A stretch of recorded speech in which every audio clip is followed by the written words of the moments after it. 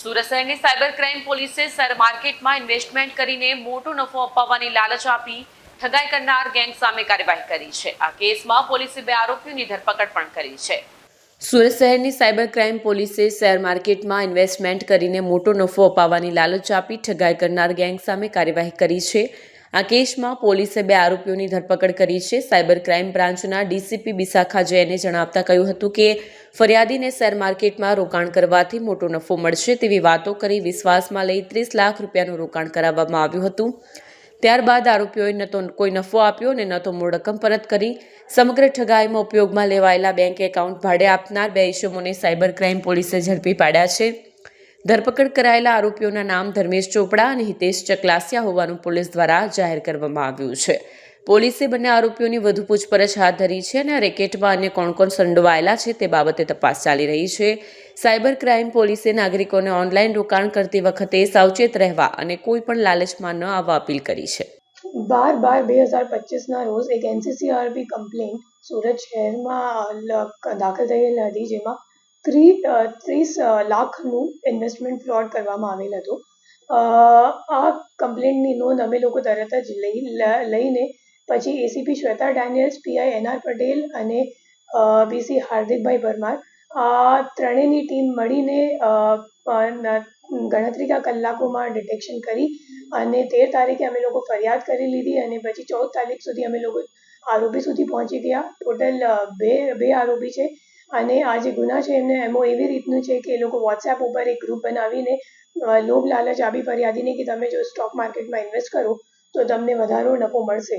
તો આ મુજબ લોભ લાલચ જ્યારે આપી તો ફરિયાદીએ અગાઉ થોડુંક ઇન્વેસ્ટમેન્ટ કરી પછી એમને જ્યારે વિડ્રોવલ માટે પૂછ્યું તો 3 લાખ સુધીનું વિડ્રોવલ સામેવાળાએ કરી દીધું. તો એમને વિશ્વાસ થઈ ગયો કે ખરેખર સાચી હશે અને પછી આગળ એમને ઇન્વેસ્ટમેન્ટ કરવા ના દીધી અને એને વધુ ઇન્વેસ્ટમેન્ટ પણ કરી નાખી અને વિડ્રોવલ નહીં થતી તો એમને ખબર પડી કે મારી સાથે ખરેખર છેતરપિંડી થઈ ચૂકી છે.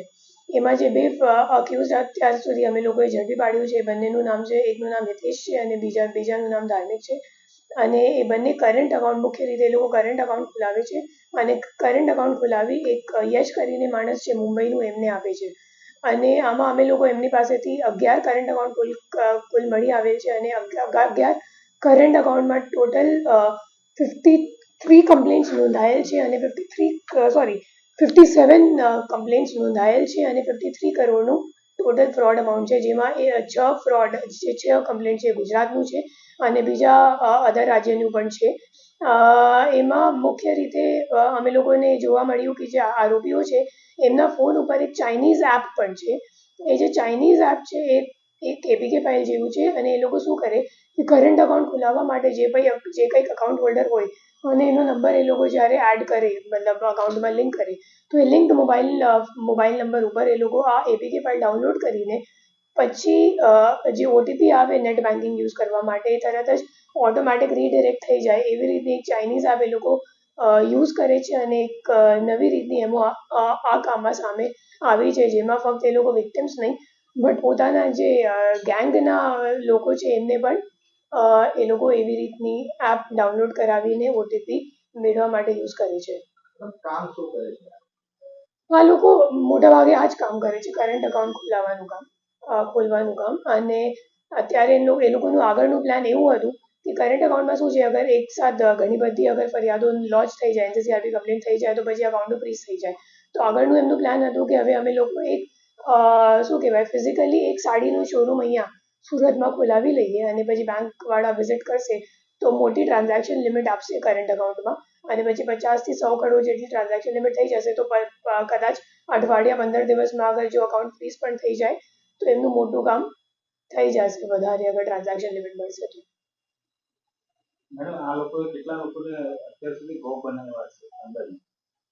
અમે લોકોને અત્યાર સુધીમાં 57 ફરિયાદો મળી ગઈ છે અને ફક્ત 11 અકાઉન્ટની વાત કરું છું અને એ લોકો આ કામમાં લાંબા સમયથી જોડાયેલ છે અને જે મુખ્ય 2 આરોપી છે એ લોકો મુંબઈના રહેવાસી છે, બશીર અને યશ. અને આ આરોપીઓ પાસેથી અમે લોકોને 1.5 લાખ જેટલા કેશ પણ મળી આવેલ છે, સાથે રબર સ્ટેમ્પ અને કરંટ અકાઉન્ટ ખોલાવવા માટે જે ભાડા કરારની જરૂરિયાત હોય, રજિસ્ટ્રેશન સર્ટિફિકેટ હોય ઉદ્યમનું, પછી ચેકબુક્સ અને કિટ્સ અને QR કોડ્સ આ બધી વસ્તુઓ અમે લોકોને આરોપી પાસેથી મળી આવેલ છે. મેમ જે રીતે ચાઇના એપ એ લોકોએ ડાઉનલોડ કરી છે તો ચાઇનામાં પણ એ લોકો કોઈ ટ્રાન્ઝેક્શન કરતા કે ચાઇનામાં લોકો સાથે સંકળાયેલા હોય? એવું કહી શકાય કેમ કે ખરેખર જે ઇન્વેસ્ટમેન્ટ માટેની જે વોટ્સએપ ગ્રુપ છે તો એમાં ઘણા બધા લોકો જોઈન કરેલા છે. એ એવી વસ્તુ એ સાયબર ક્રાઇમમાં હોય છે કે મોટાભાગે કોલ સેન્ટર જેવું કઈ જગ્યા તો ચાલે છે અને મોટાભાગે ઇન્ડિયાની બહારથી જે ચાઇનીઝ ગેંગો છે એ લોકો ચલાવે જ છે અને ઇન્ડિયાના પૈસા પછી યુએસડીટીમાં કન્વર્ટ કરીને એ લોકો લઈ જાય છે. એ જનરલ એમ છે. બટ અત્યારે આ કેસમાં કેવી રીતે એ લોકો રૂપિયાને બહાર લઈ જાવે છે એ જોવાનું બાકી છે.